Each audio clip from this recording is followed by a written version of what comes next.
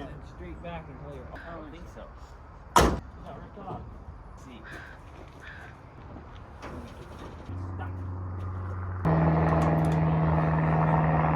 Push on this part of the bumper, maybe I can straighten it out. Holy shit ball! Do not turn the wheels, come on!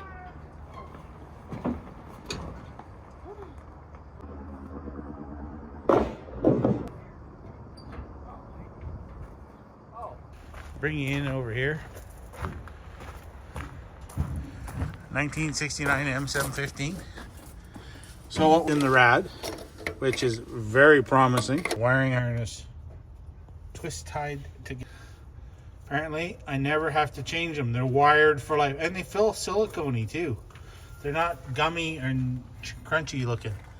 The internal, that's slightly known for.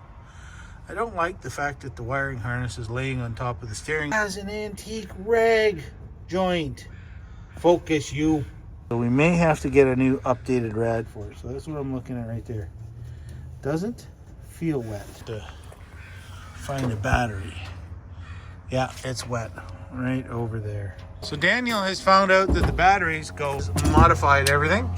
So it did have a nighttime switch wired in and a lot of free battery acid corrosion. Wow, that's been a while since I've seen one. Yep, ready? Check that out. Just notice that right there. It's a Holly. Holly, 1969 Holly.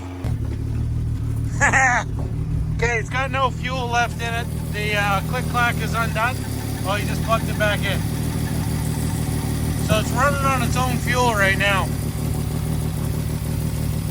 It's gonna die here in a second, but it's running on its own fuel. And if we watch, okay, yep, okay, stop. It just over flooded it just a tiny bit, but that carb is running.